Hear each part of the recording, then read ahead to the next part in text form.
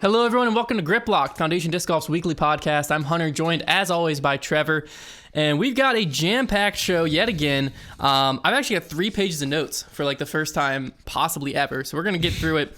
The third page is just make that call, so it's not like it's not full, okay?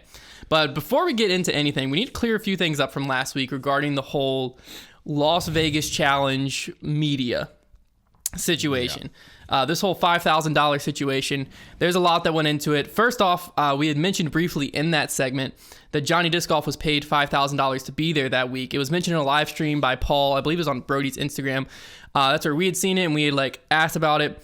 Turns out that Johnny Disc Golf reached out to us. That was not true. What actually happened there was he was passing Paul in the hallway. Paul said something about the $5,000 charge. Johnny's like, no, see, they're paying me to be here. They're paying me $5,000 to be here. As a joke, basically the joking tone didn't come across to Paul, and that's why Paul said it in the live stream. So Johnny Disc Golf he reached out to us, wanted us to make sure we cleared that one up, that the $5,000 figure is not true, and it was made in a joking manner, but the joking manner, I literally wrote manager and wrote it. Anyways, the bigger story here is the actual whole confusion around this $5,000 thing. I find this very fascinating here. It was a wild power struggle for sure. Yeah, so this is what's crazy. So a lot of people were coming after Brodie and Hannah for spreading misinformation, but that's not true. Okay, because this is what happened is they were getting their information straight from a representative of Innova at the event. They told them it's $5,000 if you want to shoot a video here. And they're not the only ones that were told this. Mm-hmm. There were other players that I've seen DMs and stuff from that were also told this. Okay. But again, it turns out that's not the case. So what happened as far as us looking in, Hannah tweeted about the YouTube video. This thread has since been deleted. Hannah tweeted about not being able to shoot a YouTube video. It's going to be $5,000. The Pro Tour responds and was like, that's not true, yada, yada, yada. They were a little bit passive-aggressive. They ended it in, you could have reached out, but our phone never rang. Right. They were the Pro Tour was alluding via that thread that, all these people are complaining, but nobody decided to ask us, which is, first of all, what are you doing? As the Pro Tour, when you're representing, there's this weird balance I'm finding with social media representatives with companies where a lot of companies that have been really good at social media, you see Wendy's on Twitter, they are I actually know some sports teams are doing it too. They kind of act like one, just like everybody else. They do the memes, they do the funny replies, that sort of thing. But you have to know when that's the tone, and you have to know when you just need to make a professional response as an organization. And this was not the time to just poke fun, haha. Yeah. Even if that's what they were aiming to do. Well, here's my whole issue with it is they were coming after Hannah to a certain degree when it wasn't Hannah's fault. Right. It's not like Hannah just made this number up in her head and said it's $5,000. She was told that by a representative at the event. Yeah. So they needed to nip it in the bud at the source. They had no reason. The person to go after was whoever's spreading that information to Innova. Yeah. Whoever was the Innova representative at the event. That's who to go after. And then on Twitter, they should have put out just a public thing of you've probably heard this. We've cleared it up. That's not actually true. Yeah. But then on top of it, this tweet was actually deleted before the whole thread was deleted. Someone tweeted in response to the Pro Tour and basically said, hey, it might be a wise move for you to take the feedback from this thread. That's the only words I know that are absolutely in there were it might be a wise move too. Mm-hmm. And then it was basically saying take this feedback from people in this thread. The Pro Tour responded to that and said might be a wise move not to read into a tweet. And then went yada yada. And everything you tweet is the Pro Tour is a stance. You're taking a stance because you represent the entirety of that company, not just what do you mean you don't read into a tweet? Social media is the lifeblood of all companies these days. Yeah. Well, I quote tweeted that and kind of called him out. I'm like, well, why are you being passive aggressive to your fans? This isn't Hannah's fault. This isn't the fans' fault. This was a lack of communication somewhere at the event. Mm-hmm. And so I called them out for being passive aggressive. They came back and they're like, we're not being passive aggressive, yada, yada, yada, and then proceeded to delete the tweet. Right. I don't know who was running the Twitter account that day. I would guess he or she is not running it anymore. I don't know that for a fact by any means. I'm not saying that as a fact. I'm just saying the way that situation was handled on Twitter was very interesting. Real bad. But the point of it all was So players, if you aren't aware of the final results, players could have shot practice rounds the whole time. Brodie ended up releasing his. I think the skins match that I had alluded to ended up happening. None of them were charged the $5,000 fee. That fee was told to them. And so the issue that caused it all was just a lack of communication on who owned the media rights to the event. Yeah. If you look at the actual media on like Las Vegas Challenge's website, there are actual like media guidelines listed Innova Champion Discs, some like Jaquart, some type of like events. I think it was the TD's like event company, them and the Pro Tour as owners of the media rights. Right. And the Pro Tour saying we own the media rights outright. Yeah, but the website was alluding to there was more fish in the pond as to who had a say with what. So if you read that, you'd be like, okay, so Innova does have some control over the rights. According to that, it was like but what it seemed like was it depended on who you asked. Right. If they would have asked the Pro Tour would have been like, yeah, go out there. Yeah. But that's not who was there, and that's not who was spreading this information. And so the only thing I didn't like about the way the Pro Tour handled it was making it seem like to the fans that it was Hannah or Brodie's or any of their faults. Right. When it wasn't, because if we're running an event, you know, and it's me and you, and someone comes to you and you tell them something, and then what you told them was wrong, I'm not going to go after them and be like, well, you didn't call me because you just told them. Right. So like, I'm not in this situation at all. Innova told these players this. And then the players, why on earth would the players call someone else? Like that, to me, that's like, as a player, would almost be like... the company whose name is plastered on every square inch of the event, like, why would they not take instructions It would from almost them? have been like a jerk move to be like, well, I'm going to go above your head. Right. And like, check with the Pro Tour, see what they say. Like, you know what I mean? That would almost been like a disrespectful thing from a player standpoint in my head. It was a very interesting thing, but at the end of the day, players were able, and going on throughout the season, will be able to do practice round and stuff like that. So that's good news for us as fans. There was something else that I don't really know if we can talk about, but this wasn't the only situation within the media realm that Innova enforced a rule that they didn't have power to enforce, and then the Pro Tour went back on and was like, no. Yeah. You can do whatever it was. So it was definitely, again, I think this just comes back to clearly defining who owns these events. Because Innova, it felt like it's our event, we're running it, we set the guidelines. Whereas the Pro Tour is like, no, it's a Pro Tour event, we set the guidelines, you're just running the event. Yeah. It's definitely a weird situation. I agree. It only seems like we run into this issue like with an Innova event to where like, I'm glad the Pro Tour did what ended up like having they were able to exercise the fact that they own all the rights to it because they should. It's their event. Because it'd be, I'd imagine like the Pro Tour could find other people to sponsor their tournaments if they thought Innova was actually acting out of line. So I'd like to think that at this point, the Pro Tour is big enough to have that kind of power. I'm glad that they used it in this case. Cause like you can't, as the tour, like you got to have the final say. You can't have your event sponsors, walking all over you essentially and telling, cause it was just like, it's not even like Innova was charging everybody. They were using, They were saying that our players, like, if you have... It was a company bias because they own the event. So it was, it's not even like it was a universal thing. They were using it to help their own company. Exactly. Yeah, but as the tournament went on, one of the big things that I need to make official here is I am back on Team Disc Golf Network. The live coverage this weekend, I was very impressed with, very happy with. We got to see a lot of golf from a bunch of different cards. There was one day where it was a little choppy, but I think that was more of a service issue. Yeah. The graphics were still good. The commentary, hot take, I really enjoyed. It had its hiccups, but it wasn't. It was plenty watchable. The only thing I didn't like about the commentary was they had Ian Anderson. Yeah, Ian, he was doing the disc call outs, which I am a fan of disc call outs. But what I wasn't a fan of is it got really windy out there, and it seemed like players had like told him what they were going to throw, and they were changing their discs. So it became kind of distracting to where Ian would be like, oh, this is Paul's, this probably didn't actually happen, this exact one, but oh, this is Paul's Luna.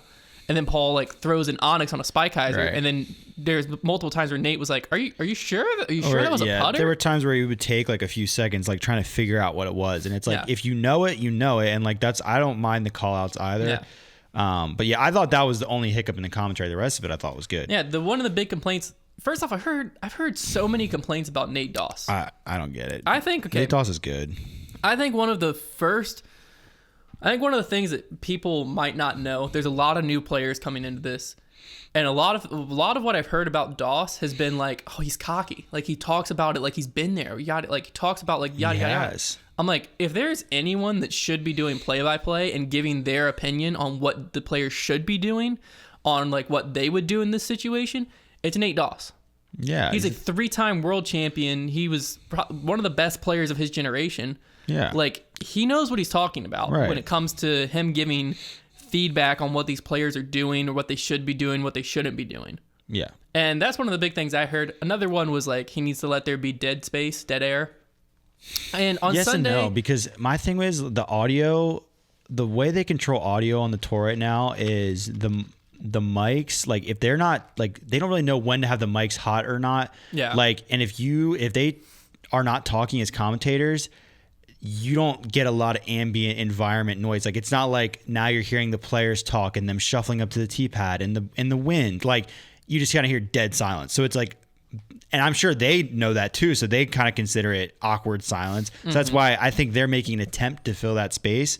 Even if it's just like a little like, you know, if you watch PGA Tour coverage, like you watch the Masters and they kind of just cut to the scoreboard, they might play a little ambient like Masters themed music. They were doing that. Right. Oh, they were doing that? I'm not sure if I caught that, but like that's good. But like I think that's why they might have been fighting to try and like fill that space. Because I agree there are times, but like there has to be something. It can't just be dead silence. Well, on Sunday it seemed better.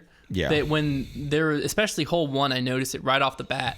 They talked about it. The disc was released. It's flying through the air, and you could hear like the disc hit the ground and stuff. And then they talked again. Yeah. And so there was that ambient noise where you could like hear the wind out there. You could hear whatever it was. And I liked it. I really enjoyed watching it live. You know, I saw a lot of people complaining about different stuff with it. I thought this past weekend was better live coverage than we got last year. And you're right. I will proudly say it. You were right. I'm happy to be back on team live coverage. I think it's great. I'm stoked for the rest of the year. But one of the biggest stories, personally, I think, that came out of this tournament was the performance of Ezra Aderhold. Yeah, very good. We talked about it last week on the show. We talked about him, how he was going to be a storyline going into this event because this is his first tournament with some real pressure. Right. You know, eyes are on him. You know, he's representing Discraft. He's on their Elite Series team, yada, yada, yada. And he lived up to it. He finished second, tied with Calvin Heimberg. He shot a 1100. It's actually 1099 rated, but I'm calling it 1100. I'm giving it to you, Ezra, even if the PDGA doesn't. 1100 rated second round. And also, I'm looking at the stats here in front of me. He was second place with the fewest OB strokes out there at only 4 for the event. He averaged 1 OB stroke per round. Yeah, he shredded. I don't know, like typically Vegas for me can be a little bit of a unpredictable, I don't want to say fluky, but like unpredictable, different leaderboard than a lot of like the typical events will shape up. But with that being said, this year it kind of did shape up more so how we'd expect it. Like all the top players kind of fell where we thought they would.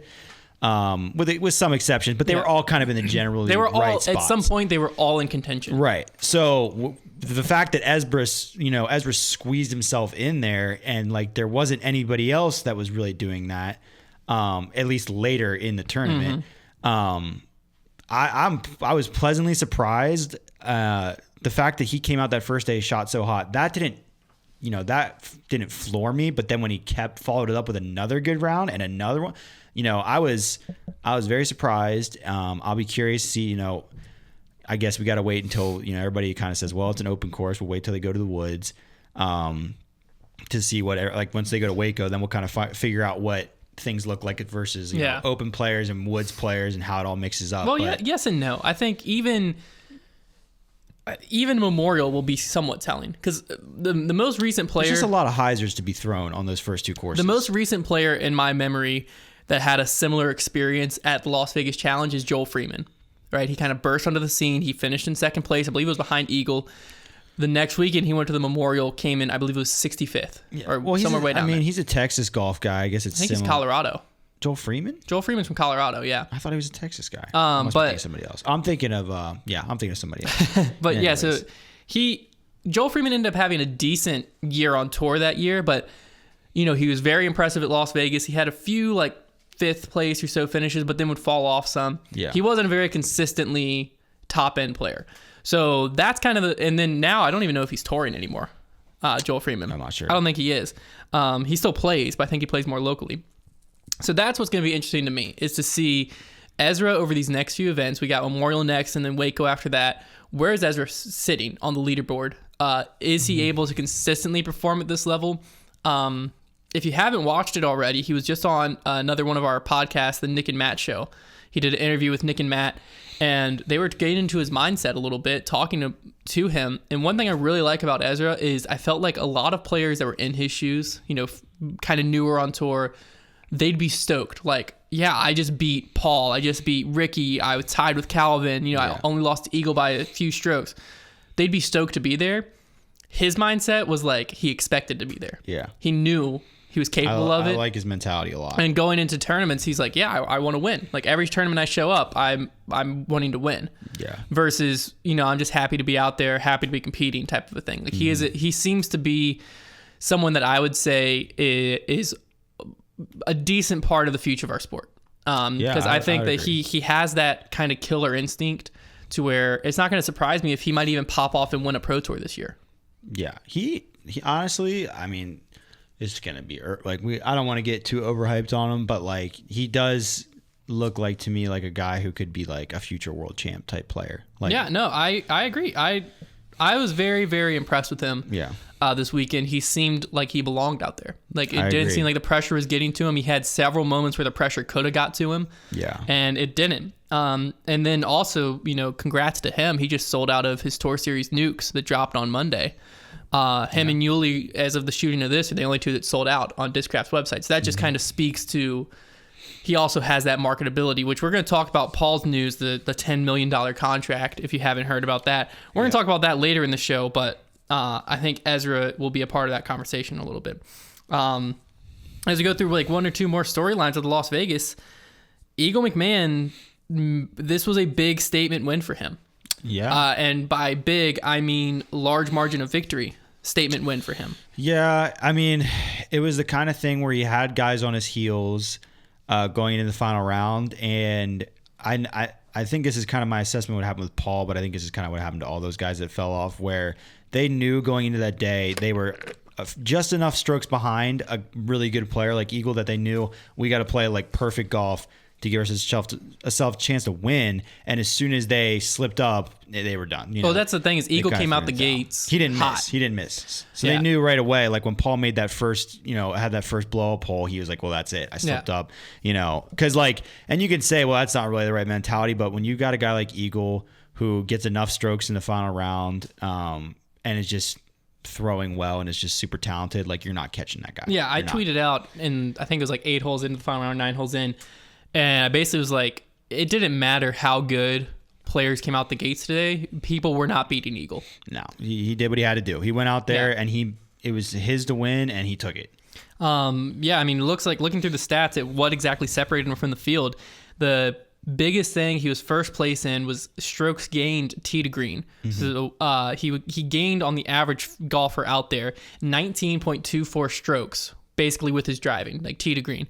On the putting front, he was also right up there with 9.51 strokes gained on the putting green. So he had a great weekend putting as well. There's only a few people higher than him: James Conrad, Calvin Heimberg, and Ricky Wysocki. So when you're talking about putting and you're right up there with them, you're doing something right. Right. I believe he averaged, I wrote it down somewhere, It's like 1060? 1076. 1076? That just shows the type of golf it's going to take to win out there. Actually what it was? Yeah, he averaged 1076 to win this event. Oof. To me, this just shows we're in for one heck of a treat this year, because there were players averaging like 1060 plus and maybe in the top 4. Yeah, you got to show out if you're going to win this year. You got to show out for 4 rounds. Like you could have like one round maybe that, especially when this is a 4-rounder. Like in a 3-round tournament, you got to play 3 rounds that are darn near perfect if you're going to win on the Pro Tour this year. Yeah, I was going to say, I don't even think you can really have one round where you slip up. Not in a 3-rounder. Slip up is like 1065. Yeah. Like if you're not averaging above 1060, you're not winning on the Pro Tour this year. You're just not. You know, to go on a little bit of a rabbit trail here, I've seen a bunch of comments, especially like on the Nick and Matt show, they're talking about ratings some too, where they were like, I thought you guys hated ratings. Ratings are a great like stat to use, to have, you know what I mean, kind of show the performance compared to the field. I just don't like it being used as our ranking system to tell who's the best player and who's not. Right. That's all I have to say on the topic. They're a useful tool. Yeah, they're a great tool to show how someone played and compare them. There's just flaws in the way they're given. And there's flaws in using that to create our ranking system of who's the best player and who's the worst players. Although, admittedly, like on a round-to-round basis, it's a little bit easier to use them because everybody's under the same like ratings. If over a course of a season, like your player rating might be a little flawed based on what you played. Because you might play more events than other people. Right, but during one round, like everybody's gonna be scaled on the same rating system, so it's a little more useful. It's a good tool to use and kind of give a general overlook. I think the final story on the MPO side, well, first off, I want to give a shout out to Brian Earhart. He popped off this event. I think he finished tied 7th. He had 1 or 2 great rounds in there. His second round, I think it was. Yeah, he really performed. But another player that, to be honest with you, performed above my expectations was Brodie Smith. Yeah. I'm a Brodie fan. You know, obviously he's also a part owner of the company. But I didn't really know what to expect from him going into this weekend. I had no clue. I wanted to expect like a top 25, top 20 finish. If you would have asked me what I expected, that's what I would have told you. Yeah. But deep down, I was like, this could easily be like a 50th place. You know, this could easily. I didn't know what to expect. Yeah, I was very impressed with him. I think this is the same type of thing with Ezra. Is like the next few tournaments will be very telling, especially when he hits Waco and he gets into the woods a little bit at Waco. They're not fully wooded, but you got to hit tight gaps off the tee. Yeah, initial gaps. That'll be a very telling event. Right. Even Memorial with how much OB's out there. Yeah, I mean he'll have a little advantage there just because he was there. Recently, but now let's swing to the Cat and Page show, also known as the Las Vegas Challenge FPO field. I mean, at least it was a good battle between the two. It was a great battle between them. Kind of.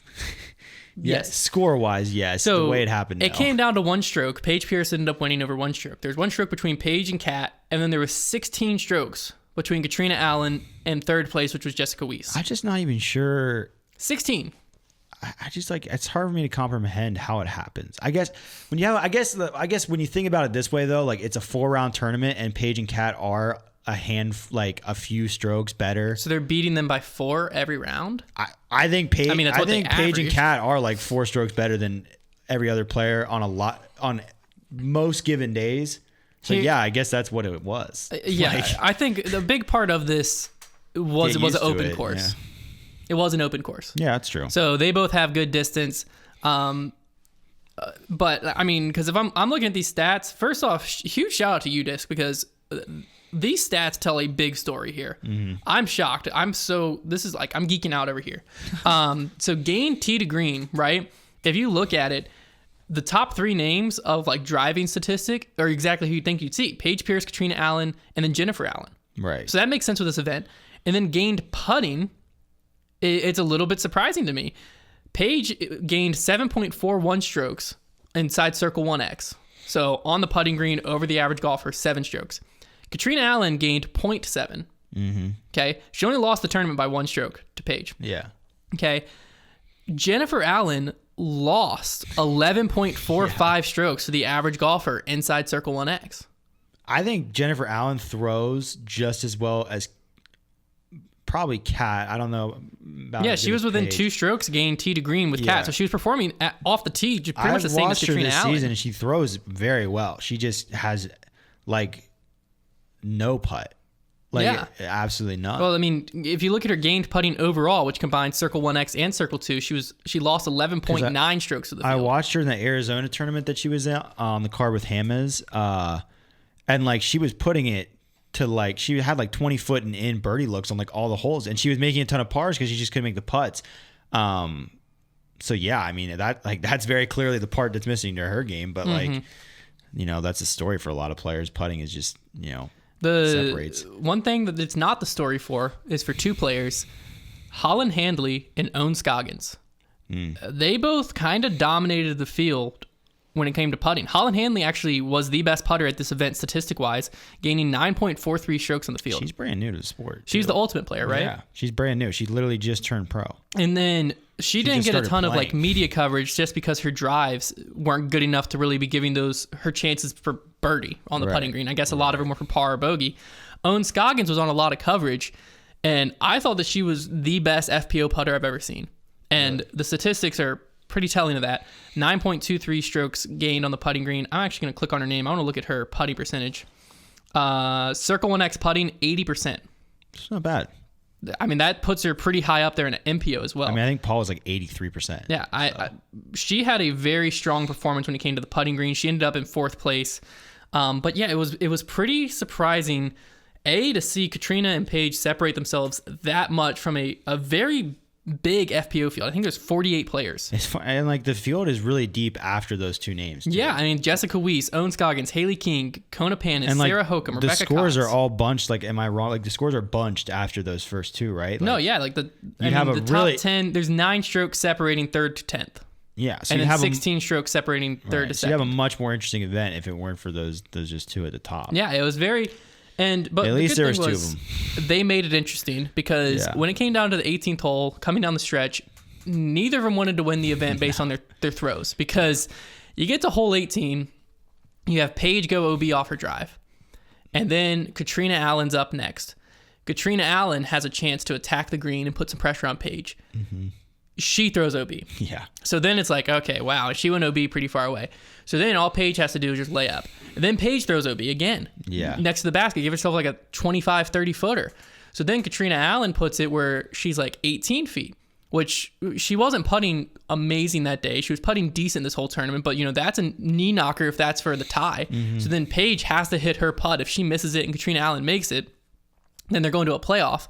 Luckily for Paige, she hit the 25 footer and ended the tournament there. But watching that whole sequence live, it was like a roller coaster of emotions, because like I didn't really care who won. I just wanted to like see it come down, be close. And so like Paige throws OB off the tee, and I'm like, oh my word. Like Katrina Allen throws OB, I'm like, well, that's over. Paige won. And then Paige threw OB. And I was like, oh my gosh, what is happening right now?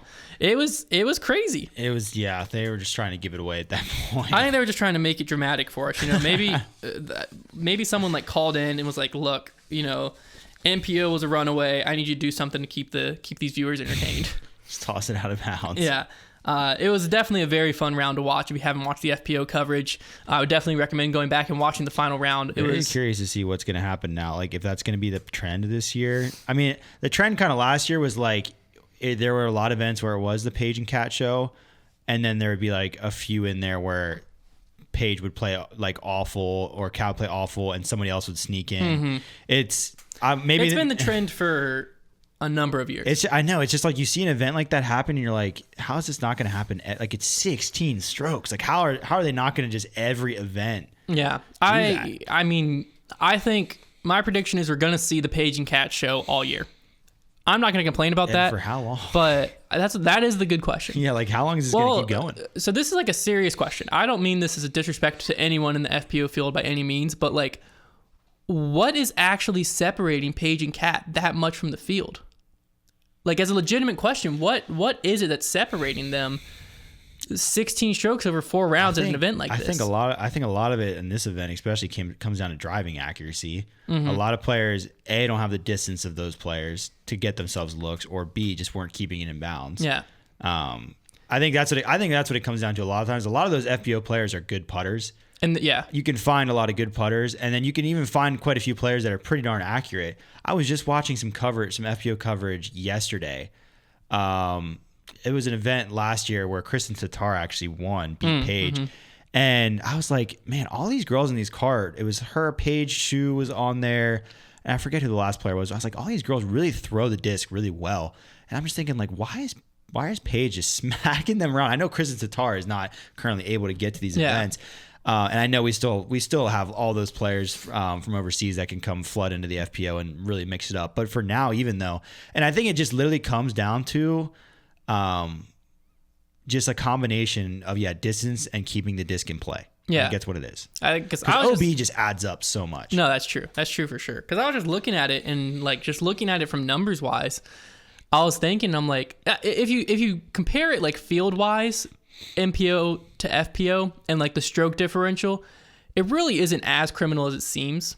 The difference from first place to say like 10th place or something.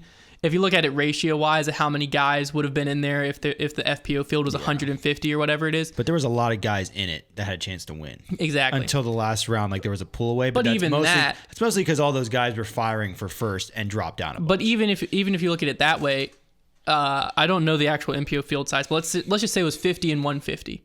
Okay, then if you look at it pure number wise, then it would have been like there's 6 people in contention. Yeah, that's what I'm saying. If you look at percentage wise and actually break it down, it's not as criminal as it seems.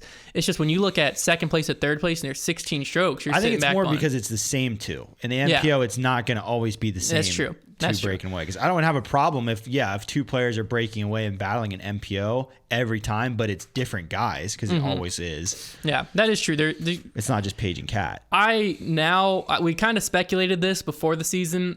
I'm pretty confident in it now. This, again, is not the FPO parity year.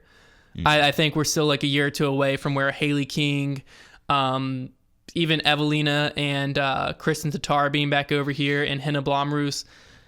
Once they're all over here, Haley has another year or two of touring under her belt. Then we might be in some parity years. Yeah.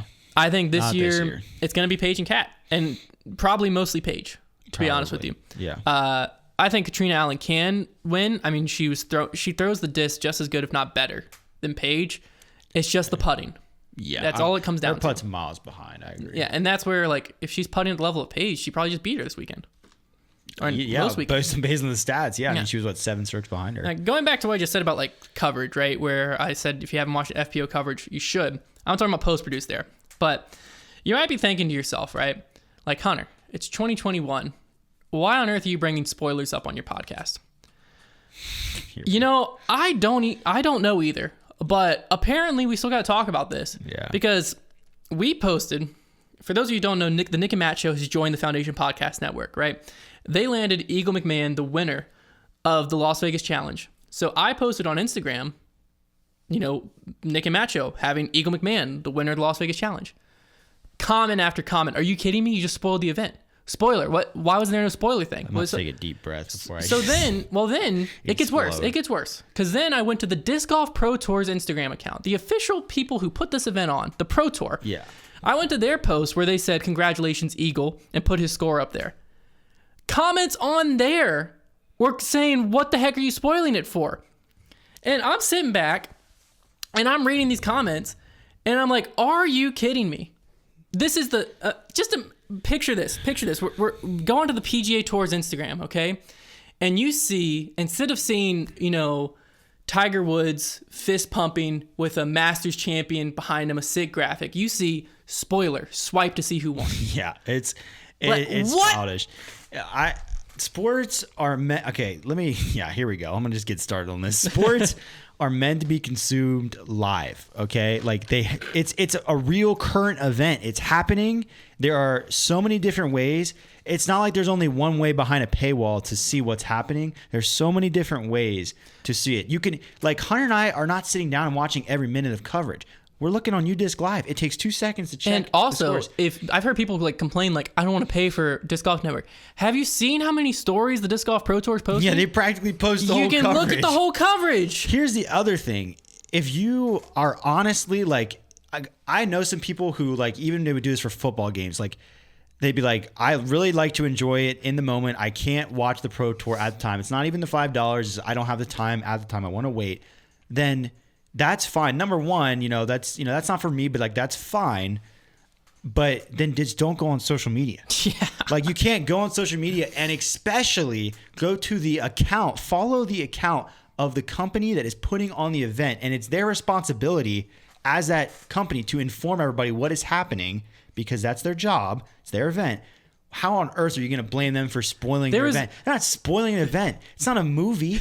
It's live sports. There was one person that literally commented on it. It was like, oh my gosh, I was trying so hard to avoid the spoilers. I'm no, like, you weren't. You're on Instagram commenting on a Disc Golf Pro Tour Instagram post. Yeah. And you're trying so hard? Are you kidding me? If you want, the only way that you can possibly convince me that I spoiled it for you is if like, here's the other thing. You mentioned this earlier. You can't even talk to anybody about it because it already happened. Everybody already talked about it. Yeah, like how are you going to sit there, watch Jomez, and then you're like, oh my word, Eagle just hit that putt? Like, let me go tweet about it. Well, better sorry, buddy, that happened 48 hours ago. If you want that to be the way you consume disc golf, that is fine, but don't go on social media. No. That's the only way you're going to avoid spoilers, and if it happens, you can't possibly be complaining about it because it's our jobs. We are disc golf media. That's what I'm saying. Like, so many people are commenting. It's ridiculous. And they're like, how on earth are you spoiling this? I'm like, you know what? If you guys are really that upset, just tell Jomez to be faster. Make them release it 20 minutes after it happens. Like, I don't know. I am baffled by how many times this conversation has come up and how many times people have said the same thing. Crazy. And yet we're still here. Like, I can't even imagine. Like, let me just put myself in the situation. I record March Madness championship game. Okay, it's Duke versus UNC, the dream team, dream game. I record it, right? And I'm sitting there. I'm like, I'm gonna watch it. I'm gonna watch it Monday night. I'm gonna watch it. I don't want to know who won. And then I go on Facebook and I see people posting. I'm like, are you kidding me? Why is this Duke fan posting that Duke won? You just spoiled the game for me. How dare you? I will say though, like disc golf is small enough that like people say like they're trying hard or whatever to avoid spoilers. It really is easy. It's not like when a new Star Wars comes out and like you literally can't even like talk to people. Like you gotta you gotta like stop people mid sentence. Like, hey, I haven't seen it yet. You gotta like just not go on social media. It's that like, easy. There's not that many disc golfers out and about. You're not gonna be walking out at the mall. Unless you work at a disc golf store. You're not gonna be walking at the mall and hear John Doe behind you being like, "Do you see Eagle won by 8 strokes?" Yeah, at the Las Vegas Challenge. Like, it's literally as easy as just not. If you have the self control to wait to check scores until after you watch Jomez, how do you not have the self control to get off, like, stay off social media? It's crazy. So with that being said, if you're one of those people who doesn't like spoilers, go ahead and unfollow us on Instagram because they're gonna be happening all year long. I refuse to bend the knee to people who don't want me to post spoilers. And you know what? It's going to be bold font. Let's stop calling them spoilers. 48-point bold font, Helvetica bold, as clear as day. 4K on your phone. You're going to see it if you follow us because that's ridiculous. Crazy. That's ridiculous. Crazy. When I was scrolling through those comments, it gets me heated. Because see them coming what's after tough the Pro is like Tour I can say whatever I want is me because I don't speak for Foundation like in this moment. I'm speaking for Hunter Thomas, but it is so hard when I'm scrolling his Foundation's Instagram account to not be like to respond and be like, "Are you kidding me?" But I'm like, Hunter, you're speaking as Foundation. Let's be professional. But here I'm like, now I can say it. Are you kidding me? It's bad. Like, come on. And I've never seen anything like it's such a disc golf thing. And it's been going on for. That's why I'm so like the first time I saw it happen, I was like, okay, I understand. Let me like whatever. That was 3 years ago. This is 3 years of me being like, okay, we'll let it happen. People will learn. He's sick of it. No one's learned. So here we are. You know, again. And if you're unfollowing us, you might as well unfollow the Pro Tour because they're going to keep posting it. Yeah. You might as well unfollow every disc golf professional because if they won, they're going to post it. You might as well follow every. If you don't want spoilers, you better unfollow every disc golf account because every pros they're going to do it. It's literally in like pro contracts to like post round recaps. Like you need to post what you won. It's like a thing that they want you to do. Yeah. And so like. Every single pro you follow on Instagram is going to be posting like how they finished. So like, you're going to know. Yeah, I don't get it. But I mean, it's like, do they just like want to get something started? Like how dare we? How selfish of us to post about it? You know what I mean? Yeah, it's not even like you and I are just sitting back like in our recliners for every single round, watching every single second of it. Most of the time we're working. It's not like we're so fortunate to have that opportunity that other people don't. Like we also are not. Consume every minute a lot of times I'm just popping on UDisc and looking on my phone. Look, that happened. And then if I see somebody shot a really awesome round and I didn't get to watch it, that's what pros. Then I go to Jomez and I watch it on Jomez. Yeah, I'll let it happen. If I want to see like, wow, Eagle won by 8 strokes, how the heck that happened? I go watch it on Jomez. And that's all there is to it. It's that simple, folks. All right. Excellent. It's time for the fan favorite segment, Trevor's Trivia. What do you got for me this week, Trevor? This week we're bringing back one of the ones that I really like, being Disc Golf Price is Right, because I hadn't checked it in a while, and I went on today, and eBay has just been popping off with disc sales lately. Like, the market is hot. If you got discs that you think are worth anything right now, get yourself on eBay because there are millions to be made. I mean, I saw prices that were shocking, just downright shocking. Millions to be made. I'm gonna just give you one that I saw that I don't have on here. It was a 4-claw zone, and then it was a 10-year zone, black on black. They're both black though. The two of those discs sold together for $900. Tag on. Like that, my jaw hit the floor.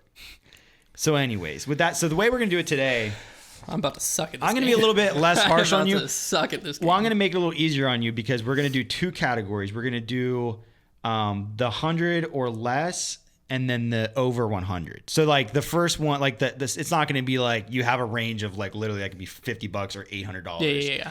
So I have 4 that are 100 or less and then 4 that are over 100. Okay. And we'll give you, let's say for the first 4, I'll give you like a $10. I'll give you $50 buffer on the first 4. The next 4, I'll probably give you like $200 buffer because it's gonna be way harder. That's fair. All right. I understand the rules this time. Yes. So first disc. This is an 11-time Eagle. The L mold. Pre-flight numbers used. Less than $100. 100 or less. Okay. Is this category. $75. That disc was $100 sold. 100 or less. Yes. Read the fine print. Always gets you. Okay, so I'm at $25 so far. 25 of your $50 buffer. And so poof, my buffer's gone. The next one we have, this is a James Conrad Tour Series Volt in brand new condition. Oh. Yeah. I was curious to see what this was selling for. $50. 65. Good for him. Yeah, good for him, huh? Doing that bendy also, scorpion thing. He came in 10th place out there throwing gyro. Didn't talk about that, but great job. Yeah. So now you got $10 to give and 2 more discs. 2 discs. It's now possible. This is gonna be, I just got to hit one on the head. Well, this one's tough. This is a 10-time KC Pro Banshee, brand new. $25. $75. I didn't know. You said it's tough. A 10-time KC Pro Banshee? When you said it was tough, my mind went, it's probably tough because I think it's expensive. I thought you were doing reverse psychology. I'm not that smart. So that's why I'm I not went thinking cheap. that way. I went cheap because you said it was going to be tough. I respect that, but I also don't. I was like, well, we'll give you the last one anyways. I just lost $50 just on that because this one. one's kind of cool. It's a Dark Claw Jawbreaker Wasp, the big Dark Claw. Those are going for like $65. This one went for $86. Someone got ripped off. It was a cool one. It was like a darker, like grayish, blackish one with a blue shatter stamp. $86. It had a lot of bids. Is it like the original Dark Claw? Mm-hmm. Wow. Had a lot of bids. Wow. All right, so you failed that one. Yeah. Now we'll do the harder section. You get a $200 buffer for this one. 4 discs yet again, and these ones are over $100. Okay. The very first one, very relevant, is a 2021 Las Vegas Challenge Firebird, brand new.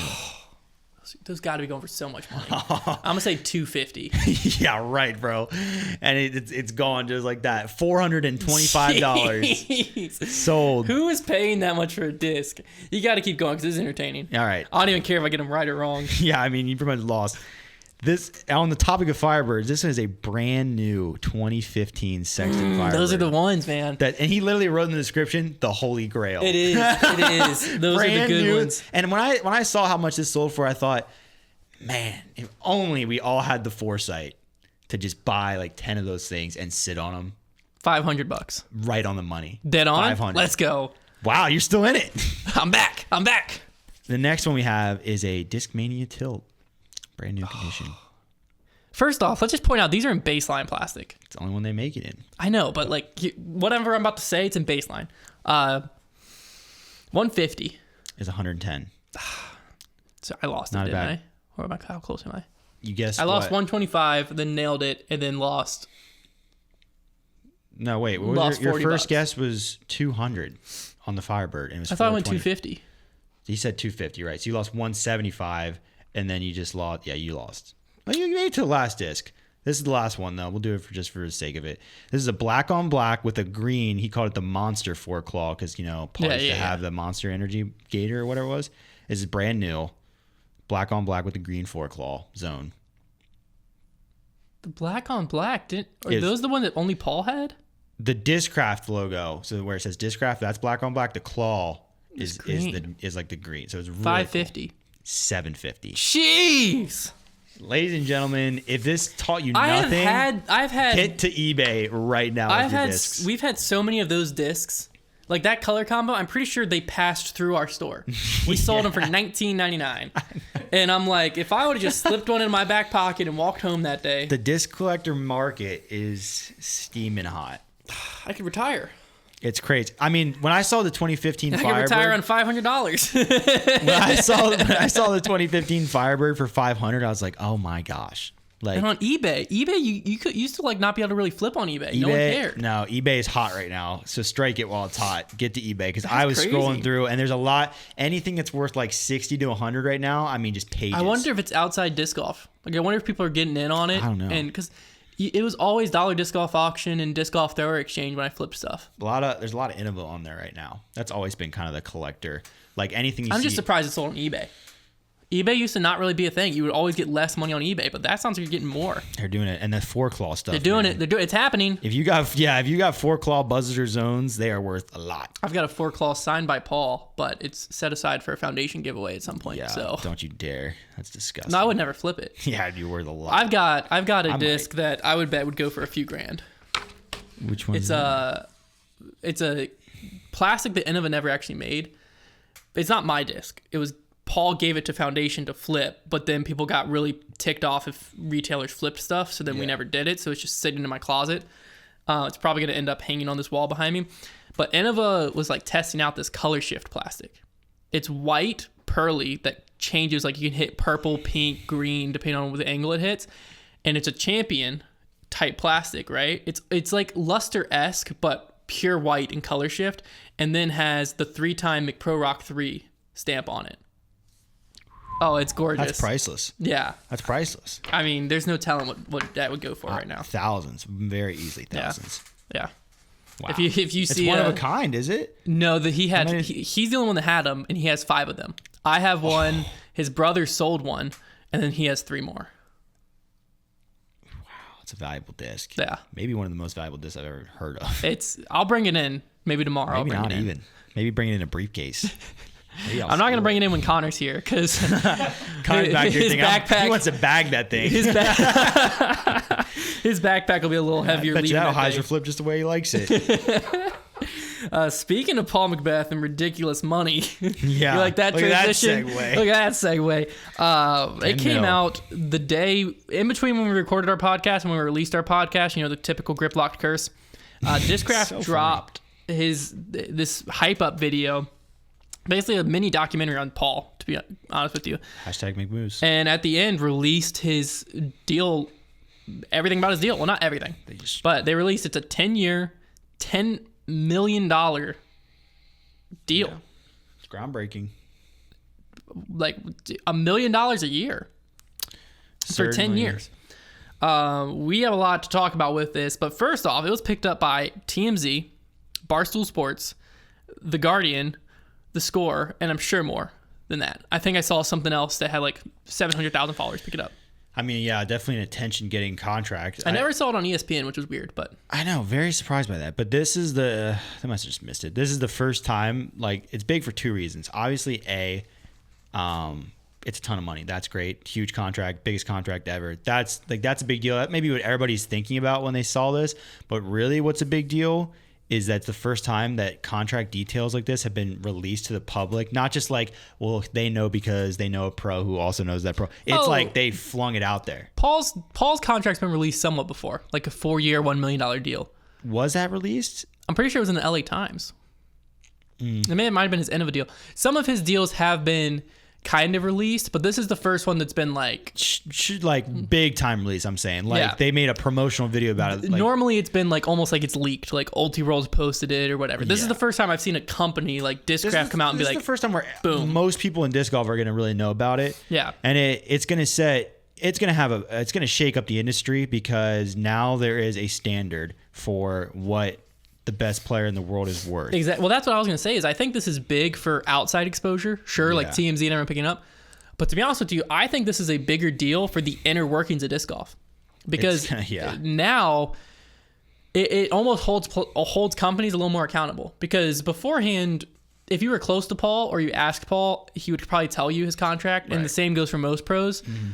But if I'm James Conrad, right, and let's say that I never asked Paul about his contract, or I never asked Ricky about his contract, I have no idea what they're worth. I only know who I'm asking. So It's hard to know your true worth.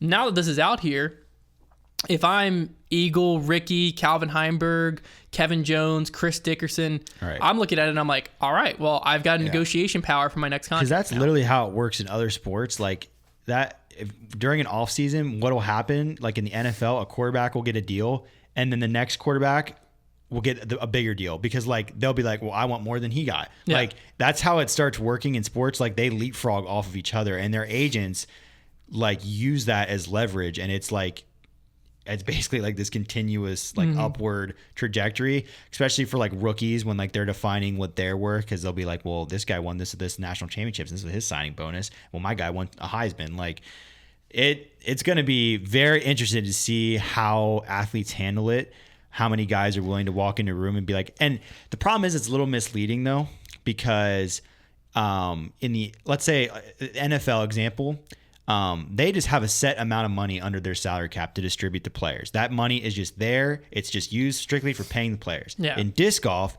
that money that they're using to pay those players is going to come out of their disc sales. Like they're kind of basing it off of the fact that they can move. Like discs. how much plastic can you move? Right. It's not like we just have this much money to allocate. We're going to choose to allocate this much to a pro. So like a pro can walk in and be like, well, I've also won 5 world championships. Like, let's just say that happens somewhere down the line. I should have the same contract, but they don't do any social media and they're just don't have really a personality. Like, no, they're not worth that much. So I'm curious just to see what's going to happen. And like, are companies going to go bankrupt because they feel like they have to offer these guys deals and then they can't back them up? Well, it's going to be weird. One thing that I know for sure is if any other company comes close to a deal like this or like goes past a deal like this, it will be public information. Yeah. Because they're going to want to flex back. That's what I'm saying. If I'm one of these companies and I sign a player to a 5-year, $4 million deal, a little less, whatever, I'm still flexing that on people. Yeah. Because I'm not going to let Discraft get all of this. To it. It's like you have to get to that million. And the problem is like, I don't think that anybody other than Paul is making Well, that's what I was about to say. Who is the next player that you think will see sign a like groundbreaking deal like this? Who is that? Who's the next guy? Or girl? It is probably Eagle McMahon, and it's probably at the end of. I know he just re-signed with Discmania. It's either him at the end of this next deal, or it's going to be somebody we have not even seen yet. I think it's Eagle McMahon, but I do not think it's with Discmania. Or it could. Yeah, I don't think it's with Discmania either. Or it could be in 2 years. An Ezra aderhold re-up. He could sign $1 million.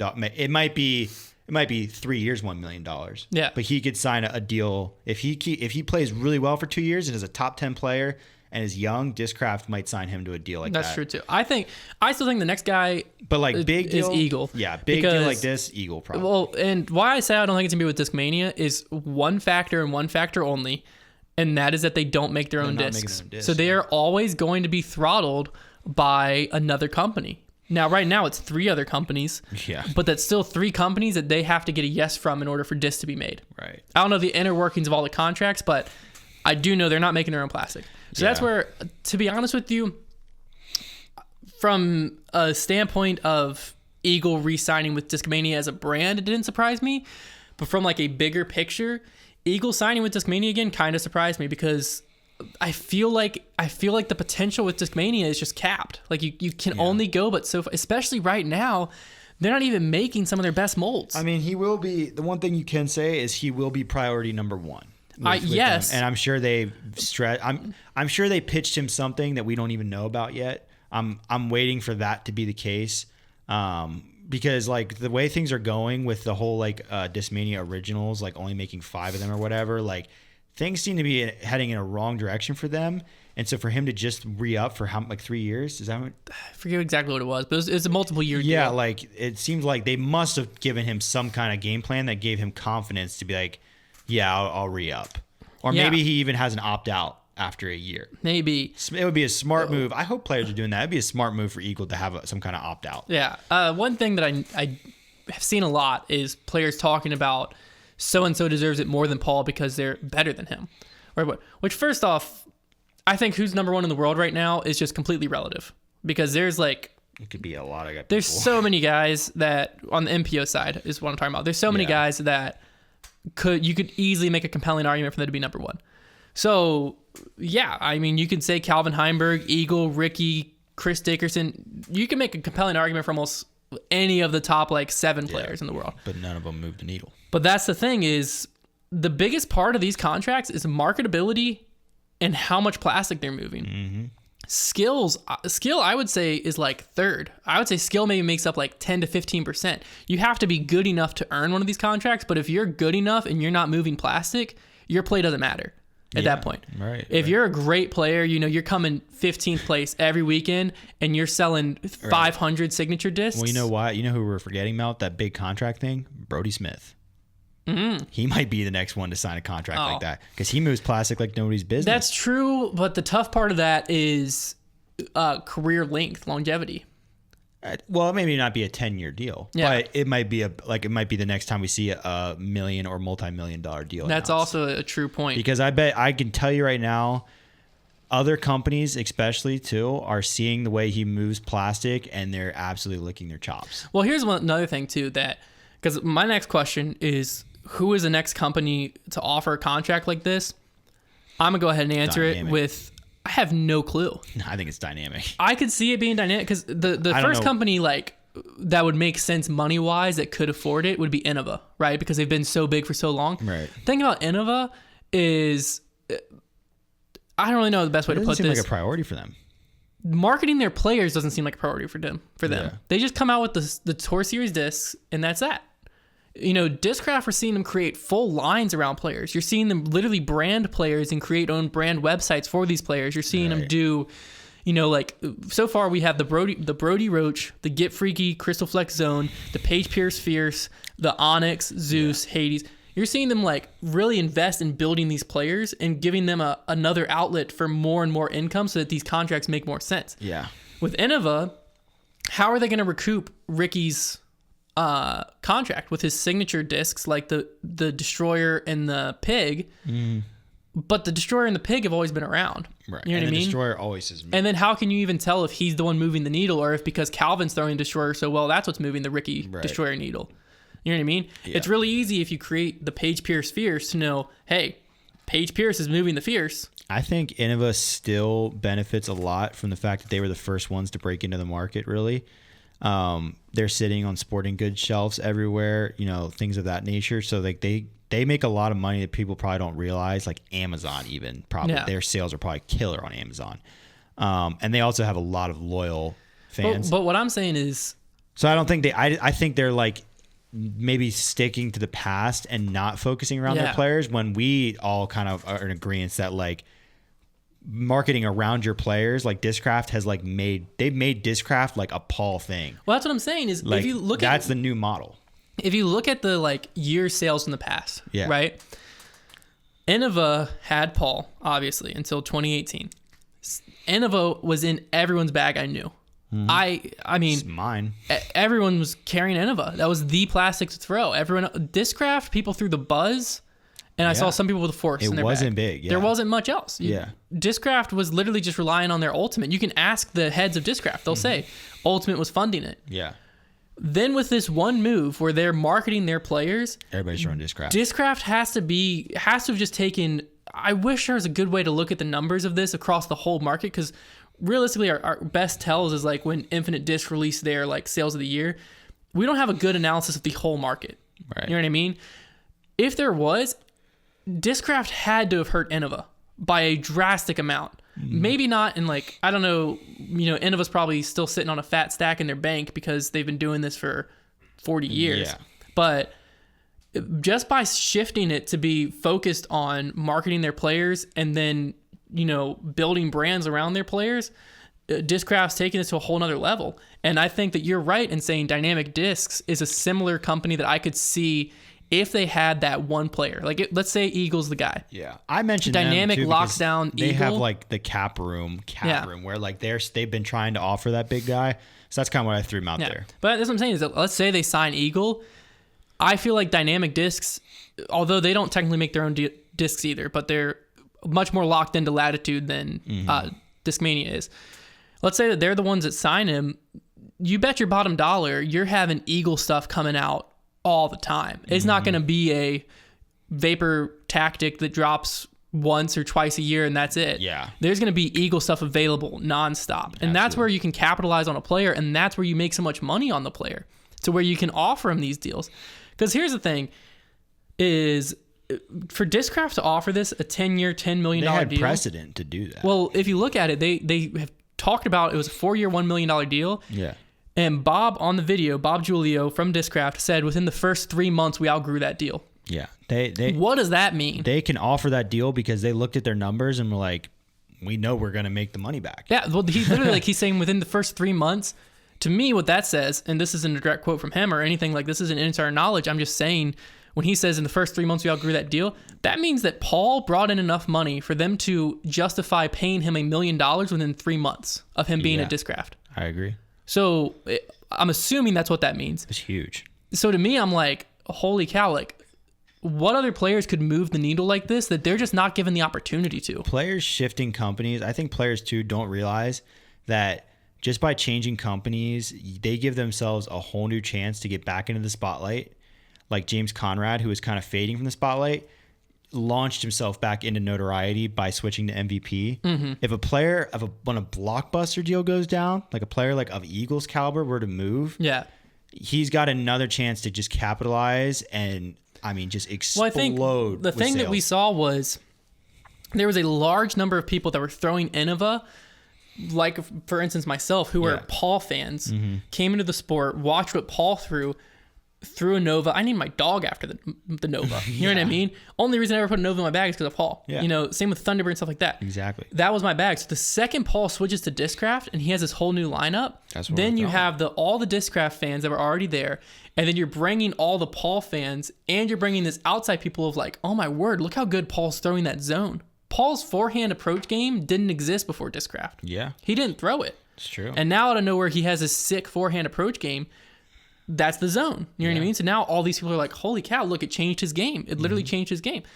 That's the same type of thing that can happen with Eagle and Dynamic. That could happen with Chris Dickerson and someone. That could happen with Kevin Jones and someone. That switch and seeing how these certain discs change their game, it's extremely valuable to the company, and then making sure the player has enough stuff with their name on it, it's extremely valuable to the player. Yeah. To where, realistically, I think that this is the first of multiple deals we're going to see like this, because I think very quickly companies are going to realize, sitting back, like, if we had Eagle, we could do that.